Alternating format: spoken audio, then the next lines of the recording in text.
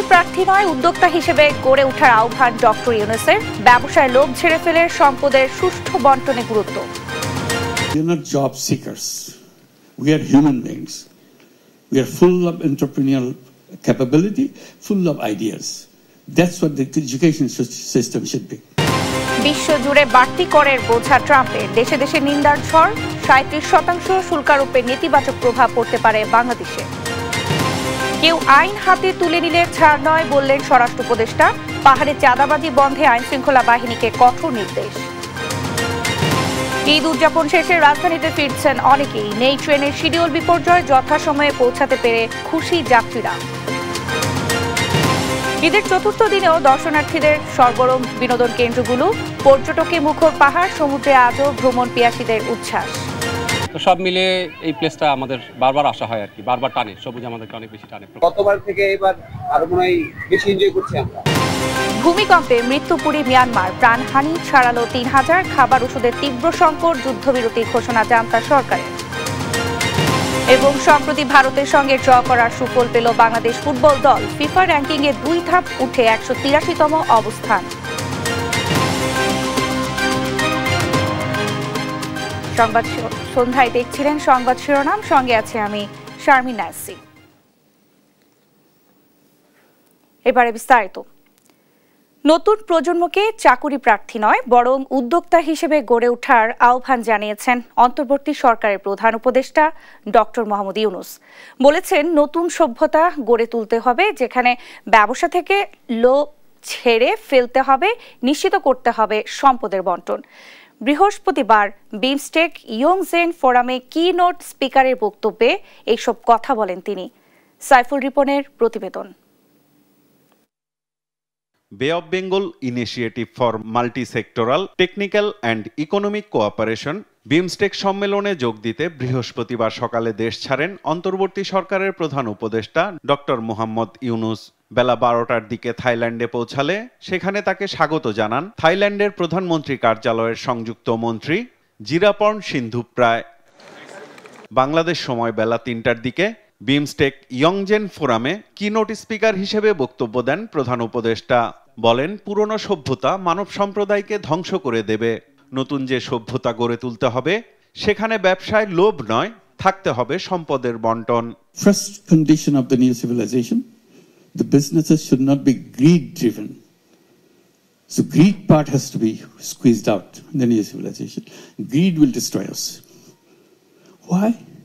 Because whatever, all the things that we talk about, we promise as a government to see this is what we're doing.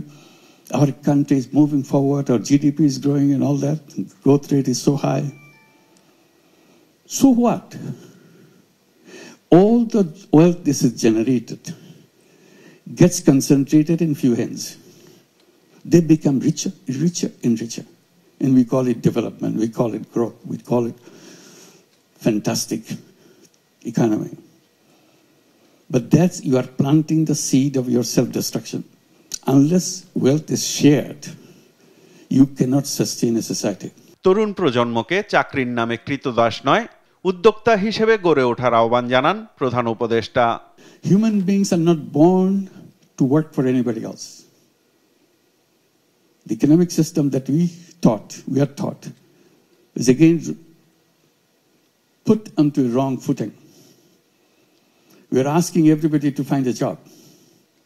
Our education system is built around finding, so that you get a job as soon as you finish your school. You get a certificate, you get a job. I said human beings are very different from job seeker. First of all, human beings are not slaves. Slavery is not part of our destination. Job turns you into a slave. You take orders from other people. You are born as an entrepreneur. So I bring the entrepreneurship at the center. Every child has to grow up as an entrepreneur. উদ্যোক্তা হিসেবে গড়ে ওঠার অনুকূল শিক্ষা ব্যবস্থার প্রয়োজনীয়তার উপরও গুরুত্ব দেন তিনি। We are not job seekers. We are human beings. We are full of entrepreneurial capability, full of ideas. That's what the education system should be. সম্মেলনের ফাঁকে শুক্রবার সাইডলাইনে ডক্টর মোহাম্মদ ইউনূসের সাথে ভারতের প্রধানমন্ত্রী নরেন্দ্র মোদীর বৈঠকের কথা রয়েছে। জুলাই অভ্যুত্থানে বাংলাদেশের রাজনৈতিক পট পরিবর্তনের পর এটিই হবে মোদি ইউনূসের প্রথম সাক্ষাৎ। সাইফুল রিপন, দেশ টিভি, ঢাকা। বিমস্টেক সম্মেলনে ভারত ও মিয়ানমার জান্তা সরকারের সঙ্গে বৈঠক হতে পারে ডক্টর মোহাম্মদ ইউনূসের। কূটনীতিকরা বলছেন, প্রতিবেশী দেশ দুটির সঙ্গে সম্পর্ক উন্নয়ন ও রোহিঙ্গা প্রত্যাবাসনে এইসব বৈঠক রাখতে পারে গুরুত্বপূর্ণ ভূমিকা। তৌফিক মাহমুদ মুন্নার রিপোর্ট। বিমস্টেক সম্মেলনে সাইডলাইনে প্রধান উপদেষ্টা ডক্টর মোহাম্মদ ইউনূস ও ভারতের প্রধানমন্ত্রী নরেন্দ্র মোদীর মধ্যে বৈঠক হতে যাচ্ছে শুক্রবার। ঢাকা ও দিল্লির মধ্যে কূটনৈতিক সম্পর্কের টানাপোড়েন ঘোচাতে এই বৈঠককে খুবই তাৎপর্যপূর্ণ বলে মনে করা হচ্ছে। কূটনীতিকরা বলছেন, এই বৈঠকে দুই দেশের সম্পর্ক পুনর্নির্মাণে অবদান রাখতে পারে। এটা দুঃখজনক যে বাংলাদেশে যে পরিবর্তন হলো, এটাকে ইন্ডিয়া গ্রহণ করতে পারে নাই। এটা এখন ইন্ডিয়ার পাবলিক ওপিনিয়ন বুঝতে হবে যে বাংলাদেশের পরিবর্তন যে হলো, এটা আপনার জনগণ করছে। এটা একটা ছাত্র জনতার মানে যেটাকে অবর্তন বলো, আপরাইজিং রেভলিউশন বলো, যাই বলো আর কি। এটা বলতে বাংলাদেশ কোনো মিলিটারি শাসন এসে করে নাই, এটা জনগণের প্রত্যাশা। কারণ যে সরকার, যে কোনো সরকার যে 16 বছর থাকে, ইলেকশন যেটা ফেয়ার অ্যান্ড ক্রেডিবল হয়নি। বাংলাদেশের অন্তর্বর্তী সরকারের প্রধান উপদেষ্টার সঙ্গে মিয়ানমারের জান্তা প্রধানের দ্বিপাক্ষিক বৈঠকে বসতে চাওয়ার আগ্রহকেও ইতিবাচক হিসেবে দেখছেন বিশ্লেষকরা। তারা বলছে, রোহিঙ্গা প্রত্যাবাসন ও বাণিজ্য সম্প্রসারণ নিয়ে এই বৈঠকে গুরুত্বপূর্ণ ভূমিকা রাখতে পারে। আমরা কেউ না গণতান্ত্রিক রিজিম করবো, এটা করবো, ওটা করবো, এটা ওদের ব্যাপার। কিন্তু চাচ্ছে অ্যাপয়েন্টমেন্ট, প্রসিকিউশনকে অ্যাপয়েন্টমেন্ট দেওয়া উচিত, বসা উচিত, কথা বলা উচিত। কারণ মিলিটারি হচ্ছে একটা বড় ফ্যাক্টর। যেই আসুন না কেন ক্ষমতায়, অংশ চেয়েও মিলিটারির উপরে নির্ভর করছে। এখানে অনেক ফ্যাক্টর আছে, বুদ্ধিজম ফ্যাক্টর, এই ফ্যাক্টর, এগুলোর মধ্যে আর্মির একটা বিরাট ভূমিকা।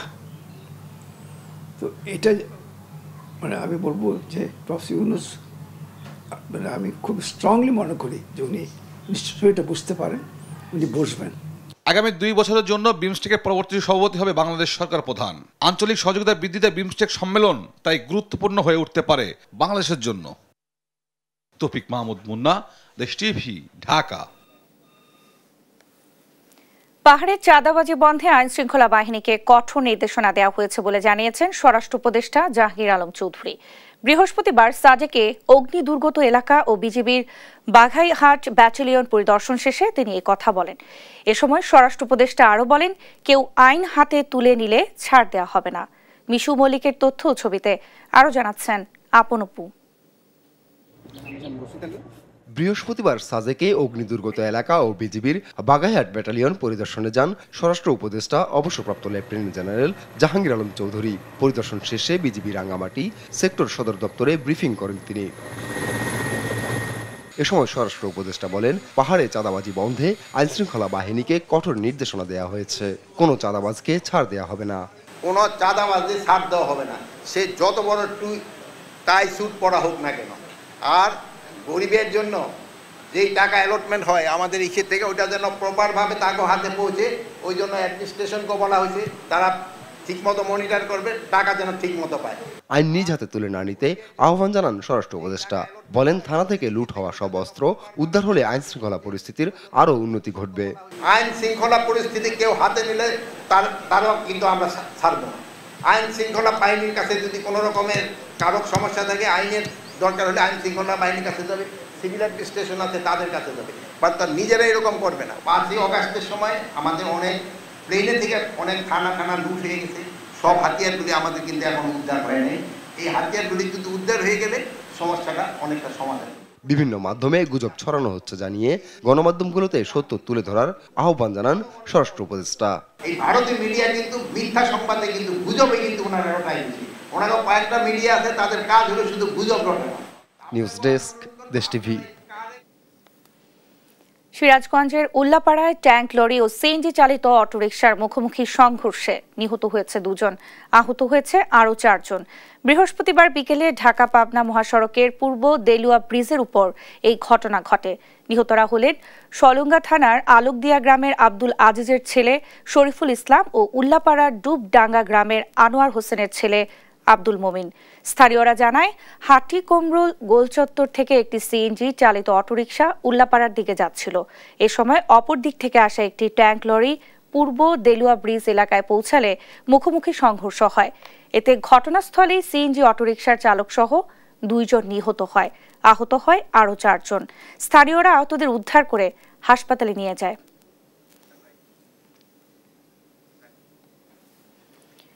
যুক্তরাষ্ট্রে বাংলাদেশ সহ বিভিন্ন দেশের আমদানি পণ্যে অতিরিক্ত শুল্ক আরোপ করেছেন মার্কিন প্রেসিডেন্ট ডোনাল্ড ট্রাম্প। বাংলাদেশি পণ্যে আরোপ করা হয়েছে 37% শুল্ক।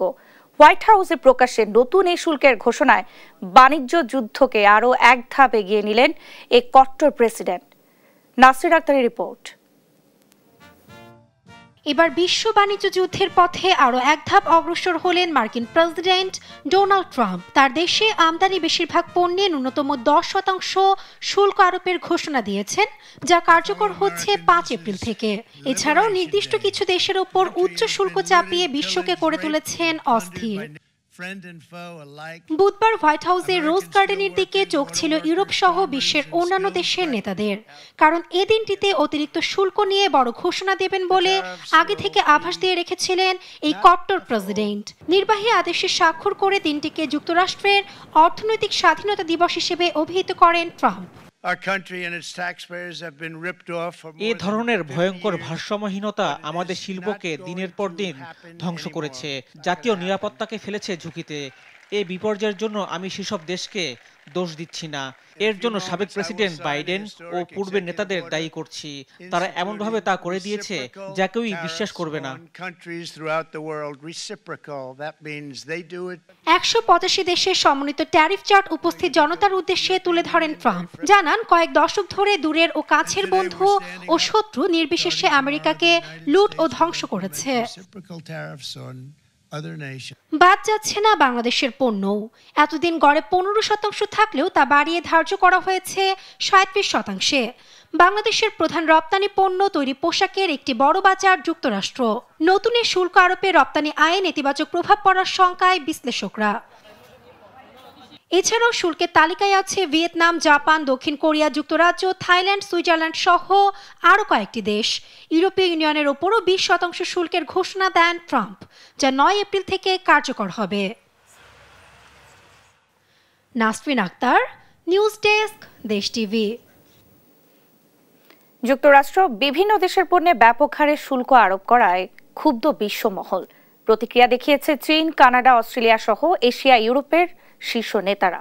শুল্কের আওতা থেকে বাদ পড়েনি যুক্তরাষ্ট্রের অন্যতম বন্ধু ইসরায়েলও। এদিকে বাণিজ্য যুদ্ধকে উস্কে দেয়া এই শুল্ককে ভুল ও অযৌক্তিক সিদ্ধান্ত বলছে বিশ্ব নেতারা। এরই মধ্যে শুল্ক বাড়ানোর প্রভাব পড়তে শুরু করেছে এশিয়ার বাজারে। পতন ঘটেছে চীনের শেয়ার বাজারেও। নাসরিন আক্তারের আরও একটি রিপোর্ট। যুক্তরাষ্ট্রের অর্থনৈতিক স্বাধীনতার নামে শুল্কের খেলায় মত্ত মার্কিন প্রেসিডেন্ট ডোনাল্ড ট্রাম্প আরোপ করেছেন বিভিন্ন দেশের ওপর শুল্কের ভারী বোঝা, যার আওতা থেকে বাদ পড়েনি যুক্তরাষ্ট্রের অন্যতম বন্ধু ইসরায়েলও। তবে এরই মধ্যে ক্ষুব্ধ প্রতিক্রিয়া দেখিয়েছে বিশ্ব নেতারা। এই সিদ্ধান্তকে ভুল ও অযৌক্তিক বলছে নানা মহল। ঐক্যবদ্ধভাবে শুল্ক প্রতিহত করার আহ্বান জানিয়েছেন ইউরোপীয় কমিশনের সভাপতি উর্সুলা ভন ডের লিয়েন। বলেন, ট্রাম্পের সিদ্ধান্ত বিশ্ব অর্থনীতির জন্য বড় ধরনের আঘাত। ট্রান্সআটলান্টিক বাণিজ্যের অবশিষ্ট বাধাগুলি অপসারণের জন্য আমরা সর্বদা যুক্তরাষ্ট্রের সাথে আলোচনা করতে প্রস্তুত। একই সাথে আমরা প্রতিক্রিয়া জানাতে প্রস্তুত। ইস্পাতের উপর শুল্কের প্রতিক্রিয়ায় আমরা ইতিমধ্যে পাল্টা ব্যবস্থার প্রথম প্যাকেজ চূড়ান্ত করেছি। আমরা এখন আমাদের স্বার্থ ও ব্যবসা রক্ষার জন্য আরও পাল্টা ব্যবস্থা নেওয়ার প্রস্তুতি নিচ্ছি। এদিকে ফেন্টানিলের উপর শুল্ক এখনো বহাল থাকায় ট্রাম্পের নতুন তালিকায় নাম নেই কানাডা, মেক্সিকোর। একে দুদেশের সম্পর্কে ইতিবাচক লক্ষণ বলে মনে করছেন কানাডার প্রধানমন্ত্রী মার্ক কার্নি।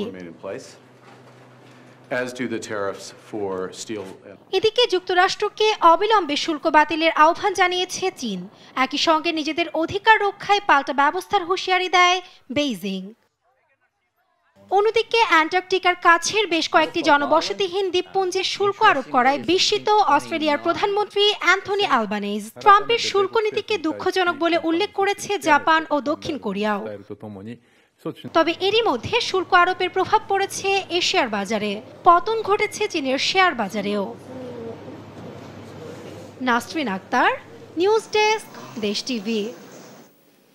বাংলাদেশ যুক্তরাষ্ট্র থেকে আমদানি করা পণ্যের উপর শুল্ক পুনর্বিবেচনা করছে জাতীয় রাজস্ব বোর্ড এনবিআর।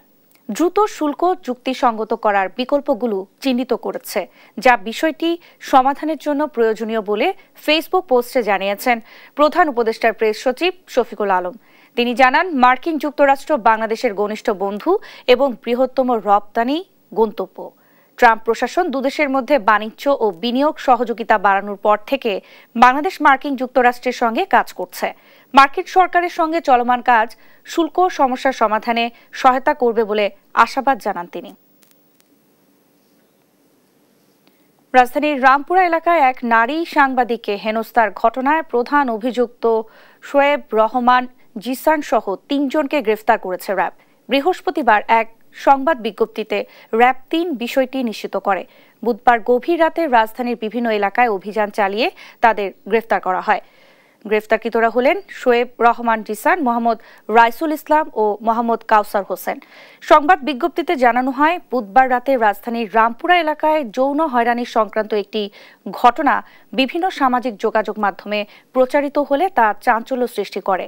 এই ঘটনায় ভুক্তভোগী নারী সাংবাদিক রামপুরা থানায় শোয়েব রহমান জিসানের নাম উল্লেখ করে অজ্ঞাত আরও 2 জনকে আসামি করে মামলা দায়ের করেন। দেখছেন সংবাদ সন্ধ্যা। ঈদের ছুটি কাটিয়ে রাজধানীতে ফিরতে শুরু করেছেন কর্মজীবী মানুষরা। তবে ছুটি না পাওয়ার কারণে যারা ঈদে বাড়ি যেতে পারেননি, তারা এখন ছুটি পেয়ে গ্রামের পথে ছুটছেন। ফলে ঈদের চতুর্থ দিনেও ঢাকার কমলাপুর রেল স্টেশনে প্রচণ্ড ভিড় দেখা যায়। একই চিত্র বাস কাউন্টার ও লঞ্চ ঘাটেও। সাদাত নিশাদের রিপোর্ট। সকালে কমলাপুর স্টেশনের চিত্র, প্ল্যাটফর্ম জুড়ে মানুষের গমগমে উপস্থিতি, অনেকের অপেক্ষা নিজ গন্তব্যে পৌঁছানো। ঢাকায় ঈদ কাটিয়ে প্রিয় মানুষদের সাথে ঈদের শুভেচ্ছা বিনিময় করতে ঈদের চতুর্থ দিনেও গ্রামে ফিরছে মানুষ। ব্যবসার ঝামেলা ছিল, এই জন্য আমি ঈদের ভিতরে যেতে পারিনি।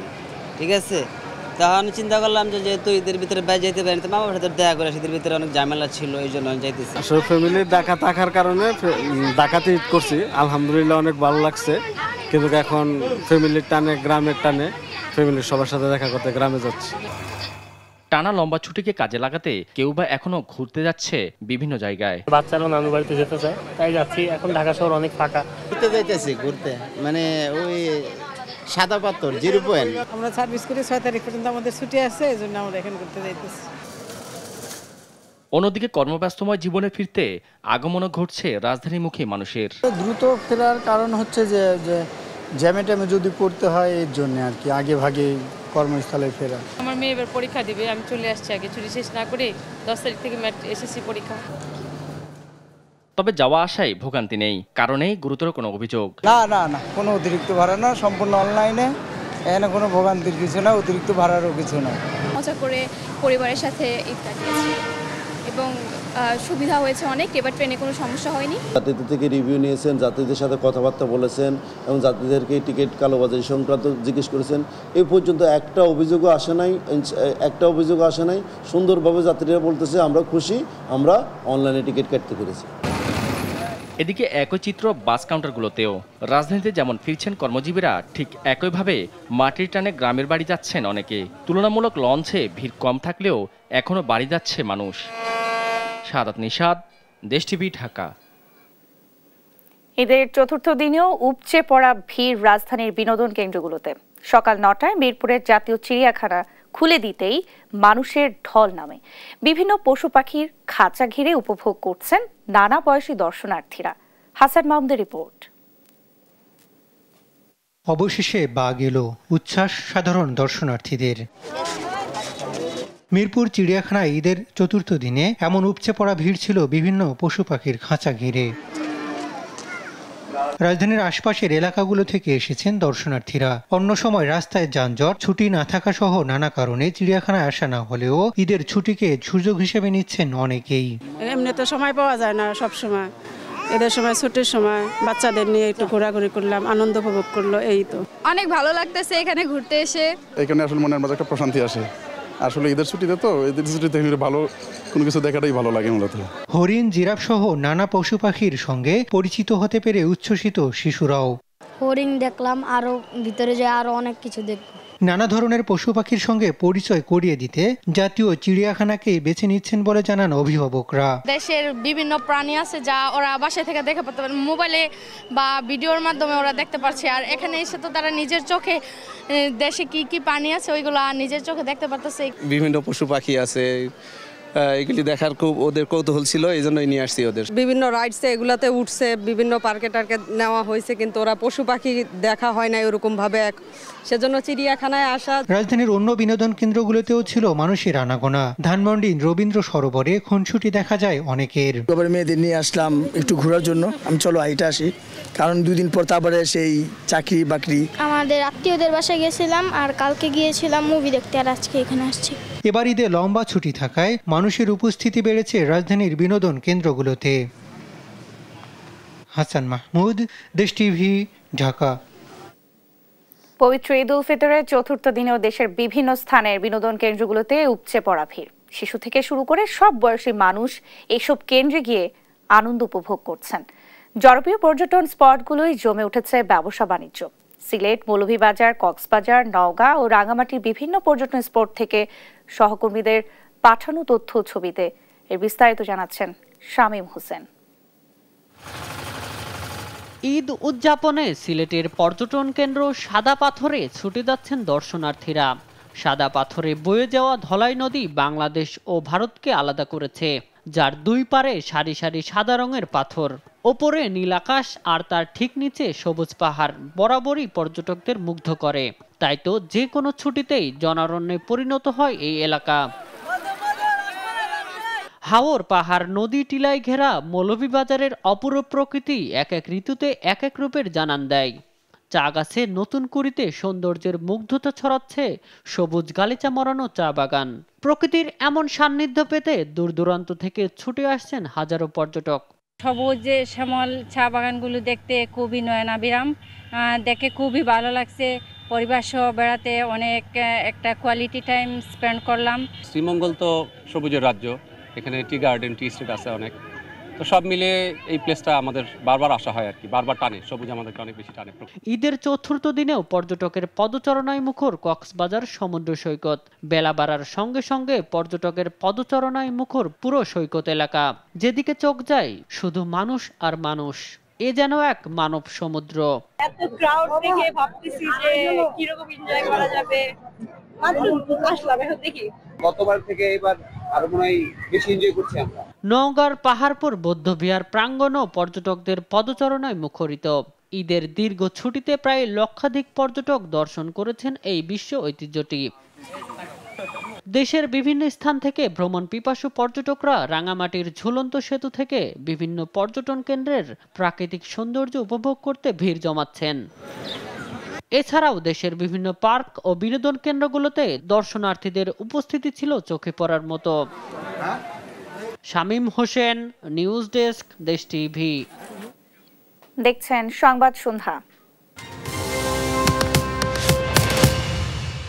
মিয়ানমারে স্মরণকালের ভয়াবহ ভূমিকম্পে ত্রাণ ও উদ্ধার তৎপরতা জোরদারের লক্ষ্যে 20 দিনের যুদ্ধবিরতি ঘোষণা করল জান্তা সরকার। তার আগে সাময়িক যুদ্ধবিরতির ঘোষণা দেয় প্রতিরোধ গোষ্ঠীগুলো।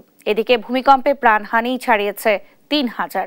বিদেশি সহায়তা এলেও ত্রাণের জন্য এখনো হাহাকার মিয়ানমার জুড়ে।